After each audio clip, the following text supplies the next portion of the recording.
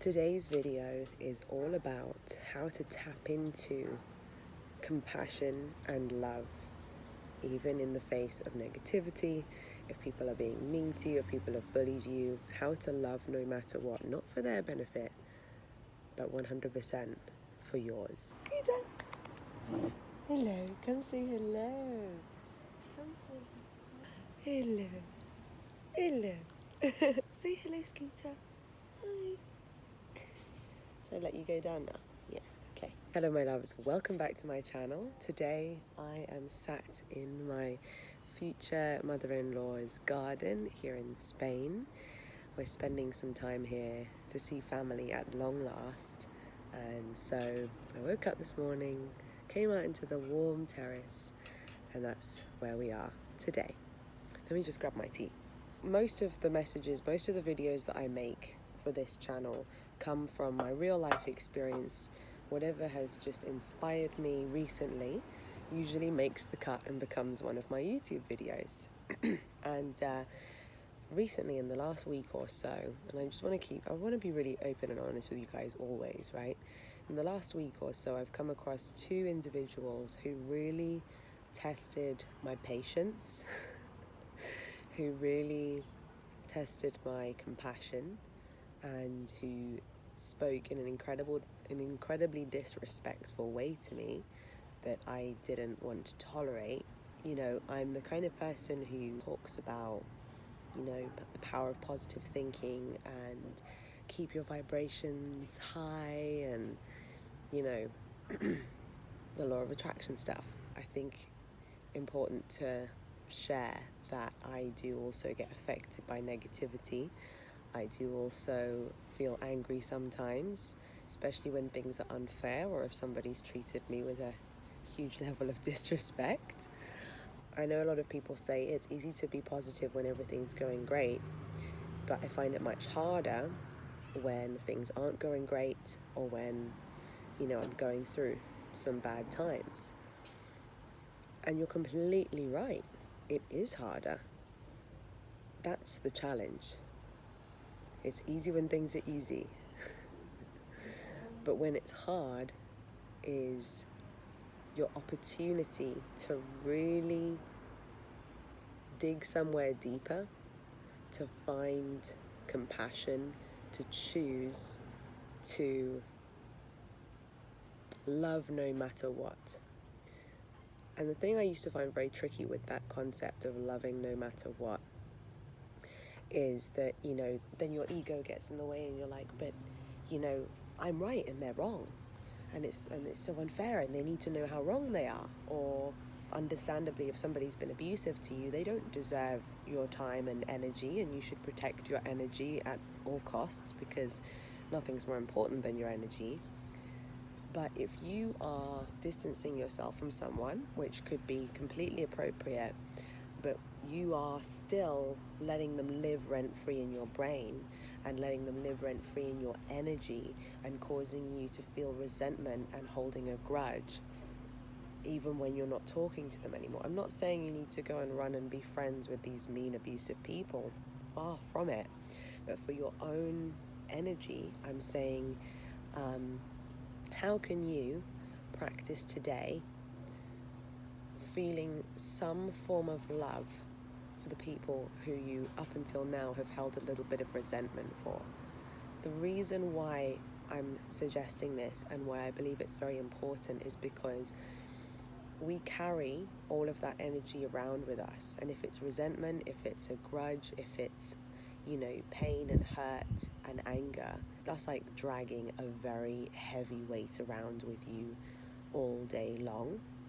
And for as long as a lot of your energy is tied up in negative thoughts and emotions, you are taking energy away from your manifestations. You are wasting energy.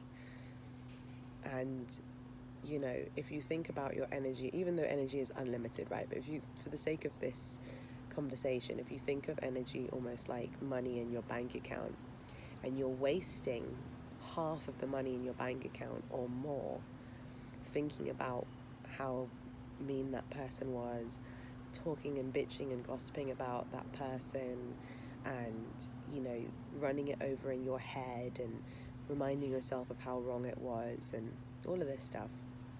You know, that's money that you could have been investing elsewhere to get everything you've ever wanted, but you're wasting half or more of your money on focusing on that.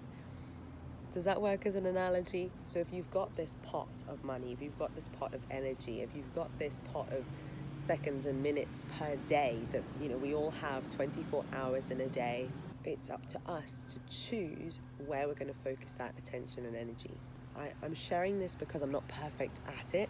I'm sharing this for it to be just as much of a lesson to me as it could be to anyone who's watching this now. On the plane here, I had a little bit of a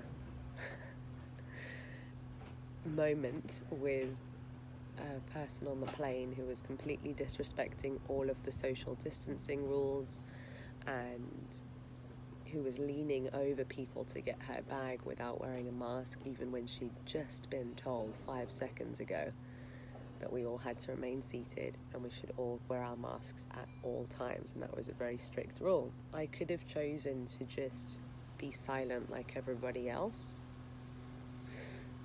and I'm not saying this is the right thing to do, but I spoke up and I said, "Excuse me, please can you put your mask on and go and sit down like we were instructed?" As you can imagine, especially probably her receiving that information from me publicly in front of everyone, like, I can now see how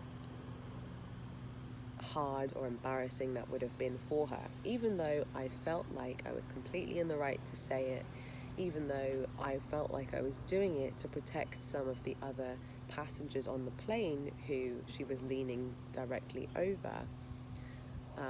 So in my head, I could justify how right I was and how wrong she was, not to mention the fact that then when we got off the plane, she was getting her kids to make funny faces at me and laugh at me and point at me, and she was pointing at laughing at my fiance as well, and calling out, "Oh, you should wear a mask," and all of this. Like, she was trying to get a reaction from me, and so it really tested my patience. It tested my compassion.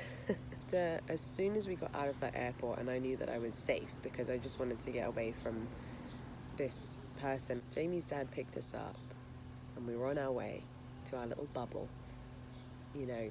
I just erased it from my mind. I thought it is so unimportant now.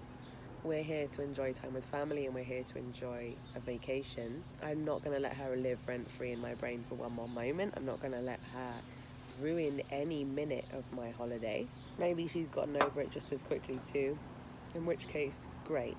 That's all that is required. For it to just be a little, blip on the heart rate monitor and then to lead to nothing more than that. That's all it needs to be. So this is not an easy topic. It's not an easy topic to get our heads around. It's certainly not an easy topic to practice. I wanted to share that experience with you guys, through no fault of your own, just out of not having seen this perspective until now. Maybe you've been holding on to something. And it's not about you being right and them being wrong. It's not about how much they hurt you. And I'm sorry if they have really, really hurt you. But now it's time to stop hurting yourself by reliving the same things. It is important to protect your energy, and that doesn't just mean stepping away from people who are abusive to you, but it also means choosing to find some seed of compassion just so that you can move on and there's no dark spot in your brain that is filled with anger and resentment. You can almost become neutral to it. So if you're struggling to let go of some anger and resentment at the moment now, don't worry. Sometimes, depending on how big and bad the situation was, it can take some time. But we can do a mini exercise now. We can close our eyes. We can focus on that person or those people that hurt you or upset you. Okay? And maybe some anger comes up, maybe some disgust comes up. Let those feelings come, and then also let's step right through them and see them for who they truly are, which is maybe they are a very hurting person. The likelihood is they're in a lot of pain themselves. The likelihood is they're dealing with a lot internally, which causes the overflow of their cup to be hurt and pain towards others. We can only pour from our cup what we have inside ourselves anyway. And if you look at anyone who's hurt you, I could almost guarantee that if you push the sort of personal emotions aside and you just look at them with a little bit of compassion, you'll be able to see that they're hurting. In which case, let them go through what they're going through. Let them be on their journey in this lifetime. Unfortunately, they may have experienced a lot of pain themselves. Unfortunately, they may still be like a little, very sad, lonely child inside of them. So feel compassion for that. The bravado, the bullyish behavior, the aggressiveness, it's all mechanisms that they use to cope. As I said, it does not mean you need to go back and embrace them with open arms. But in your mind, at least it can help you to soften the feelings that you have around that person, to take them off the scary, villainous pedestal that you may have put them on, and to allow them to be just another human, doing the best that they can with what they know in this life experience. So guys, let me know how you feel about this topic. It's not an easy one to think about or to focus on, but I like to hope that maybe some of you watching this have been able to find some sort of closure or release of energy just by knowing that you don't need them to do anything for you. It's all about you choosing how you're going to see them in your mind, so that you don't waste energy on that unnecessary focal point, so that you can focus more of your energy onto manifesting more of what you want into your incredible life.